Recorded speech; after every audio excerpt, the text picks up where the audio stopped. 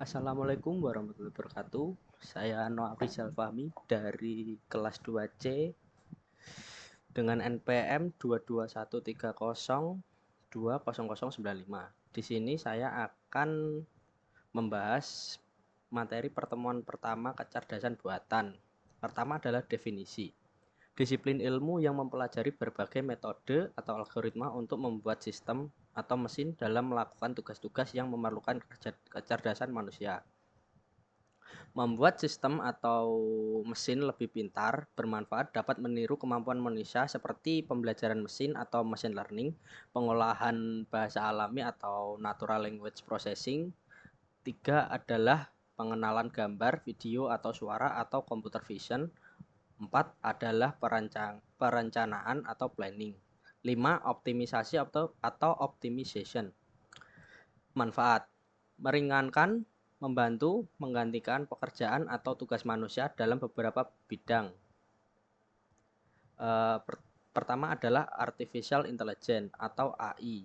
AI adalah mesin yang mampu melakukan tugas-tugas yang memerlukan kecerdasan manusia seperti pembelajaran mesin, pengolahan bahasa alami, pengenalan suara atau gambar atau video, perencanaan dan optimisasi, robotika, sistem cerdas.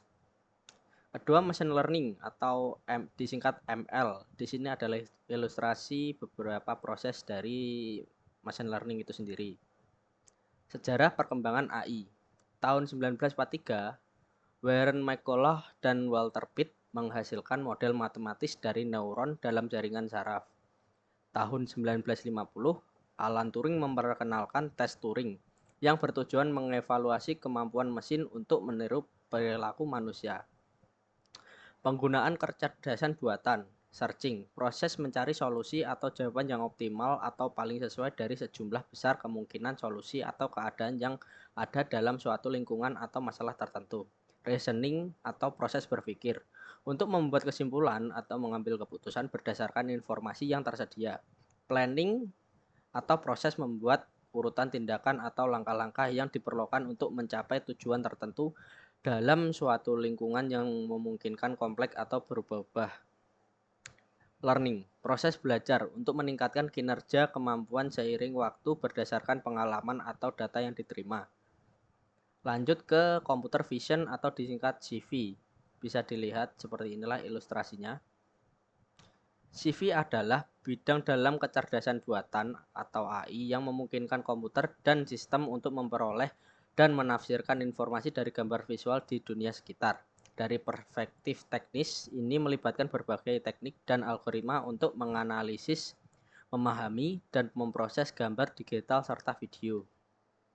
Beberapa aplikasi dan fungsi dari computer vision meliputi satu, pengenalan wajah atau facial recognition, mengidentifikasi atau memverifikasi identitas seseorang dari gambar atau video. Dua, deteksi objek atau object detection, menemukan dan mengklasifikasikan objek dalam gambar atau video. Tiga, segmentasi gambar atau image segmentation, memisahkan gambar menjadi bagian-bagian atau objek yang berbeda. 4. Pelacakan objek atau objek tracking, melacak pergerakan objek dalam rangkaian gambar atau video. 5. Pengenalan teks atau optical character recognition atau OCR, mengkonversi teks yang terdapat dalam gambar menjadi teks yang dapat diedit. 6. Augmented reality atau AR, menggabungkan informasi digital dalam dunia nyata dengan menggunakan gambar dari kamera.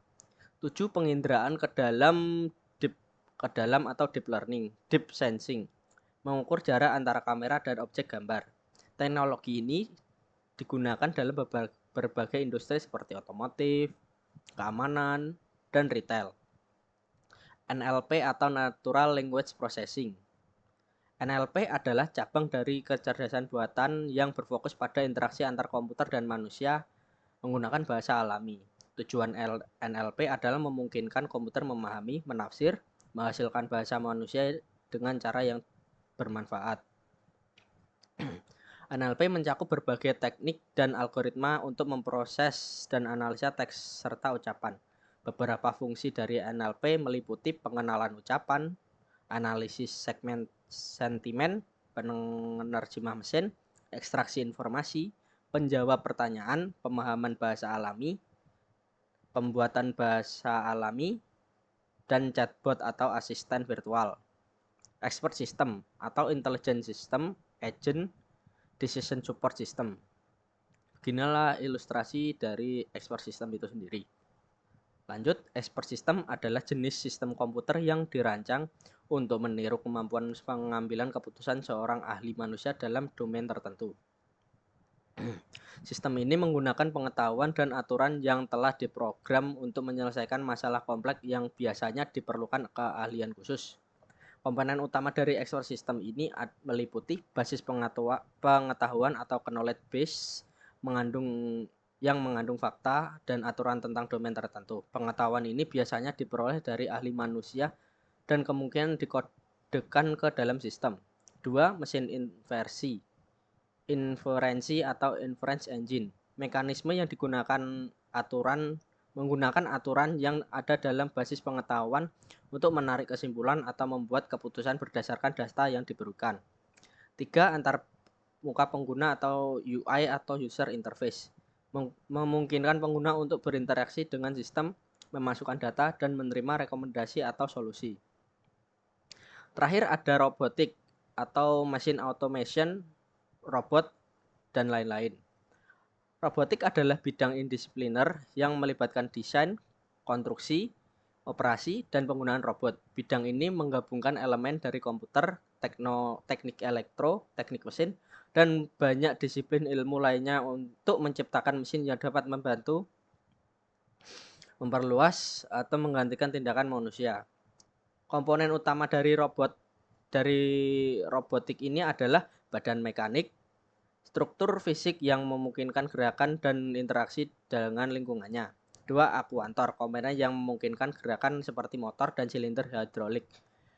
3. Sensor, perangkat yang memberikan informasi tentang lingkungan, keadaan internal, robot seperti kamera, sensor sentuh, dan sensor jarak. 4. Pengendali atau controller, otak dari robot yang memproses informasi dari sensor mengirim perintah ke akuator. 5. Perangkat lunak atau software, program yang menentukan perilaku robot, termasuk algoritma dan pemrosesan data. Dan terakhir, jenis-jenis robot, ada robot industri yang digunakan di pabrik untuk tugas-tugas seperti pengelasan, pengecatan, perakitan, dan pembinaan material. 2. Robot service digunakan untuk membantu manusia dalam tugas-tugas sehari-hari, seperti robot pembersih rumah atau robot pengantar barang. 3. Robot medis digunakan dalam prosedur medis seperti pembedahan robotik, rehabilitasi, dan diagnosa. 4. Robot penjelajah digunakan untuk menjelajahi lingkungan berbahaya atau sulit dijangkau, seperti penjelajahan luar angkasa atau penyelidikan bawah laut. 5. Robot humanoid, robot yang dirancang untuk menyerupai, meniru gerakan manusia, dan sering digunakan dalam penelitian dan interaksi manusia. Oke, sekian dari saya, Noah Prizal Fahmi. Wassalamualaikum warahmatullahi wabarakatuh.